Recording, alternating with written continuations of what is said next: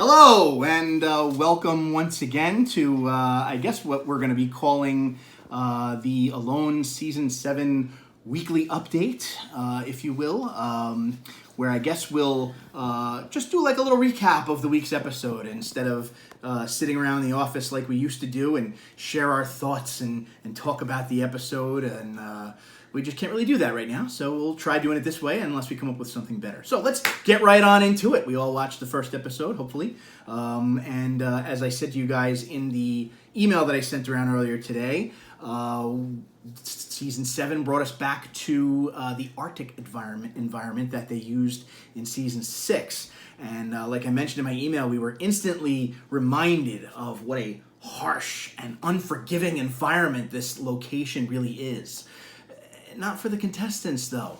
For these little guys. These cute, fuzzy, furry woodland creatures that are just minding their own business, just enjoying the peace and serenity of this area. And along come these 10 beastly humans who are slaughtering them and skinning them and devouring them. And they're going to do this to every living creature in a 20-mile radius for 100 days until somebody walks away with $1 million in their pocket.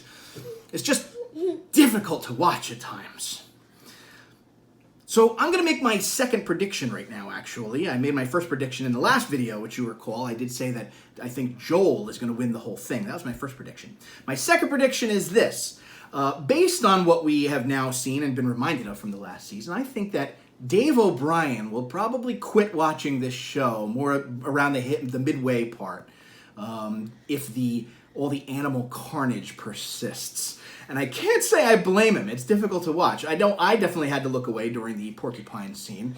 And Lisa even had to look away during the anteater scene, which, if you'll recall, that was, I think, Janet's guy, Roland, when he was eating live ants off of a piece of burning firewood, one at a time, all the while describing that they were biting his tongue while he was eating them. So anyway, let's move right on. We're gonna talk a little more about Roland in just a minute. He was just one of only four people that were highlighted in this week's episode. The other ones were, who did we have? We had Kaylin. There she is right there. She was another one. She's actually one of mine. A little worried about Kaylin right off the bat when she kind of had that meltdown and was crying hysterically over the cute little bunny. That kind of remorse can take a person out pretty early in the game if you don't get over that quick. We've seen that before. She also holds a special place in my heart for the biggest and, might I add, most disgusting power snot in the history of television. Lisa just remembered that. She's gagging behind the camera. Okay.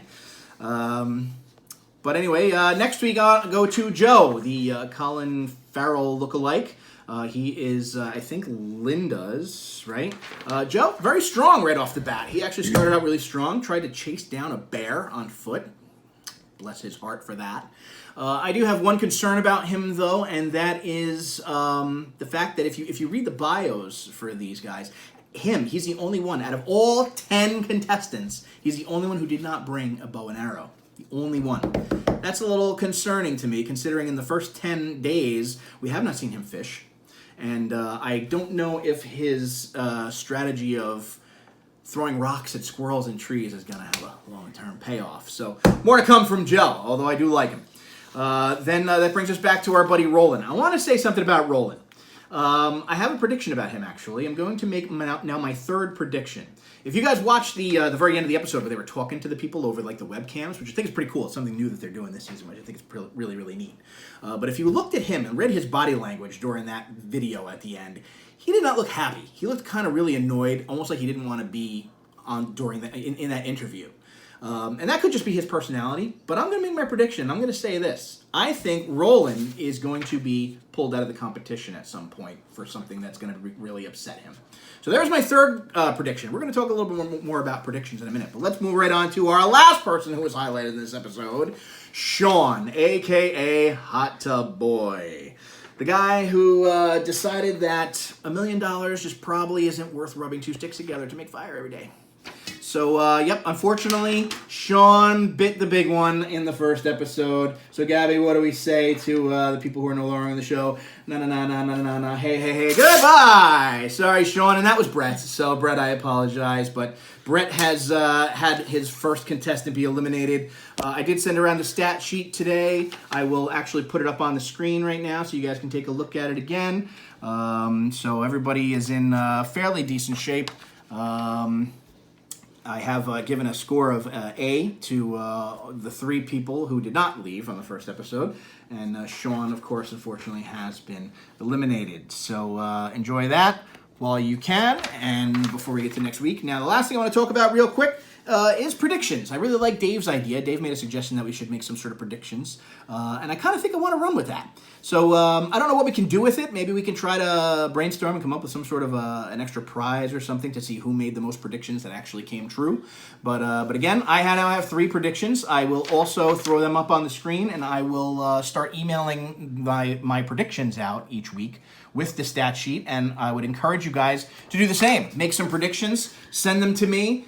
Text them to me, however you want, and I will make sure I include them in our little weekly episodes here. Another thing about Roland that I wanted to point out is I like what he said about how he's got nothing for him at home. He's got no wife, no girlfriend, no kids. He's got nothing that's going to make him want to leave early and go home, which is a game changer on the show. We have seen many people leave because they just miss their families. I guess it happens, right? Would you miss me if I was gone for a long time? Yeah. Okay, so moving on. That is the end of this week's episode. I hope you guys enjoyed it. I hope you guys all watched. And, wow, the next episode is in just a couple days. So maybe this weekend I will have a new episode for you guys to watch. And hopefully you like it. And if you didn't, well, maybe I won't have a new episode. So say goodbye. Bye. Bye. Animal rights and peace.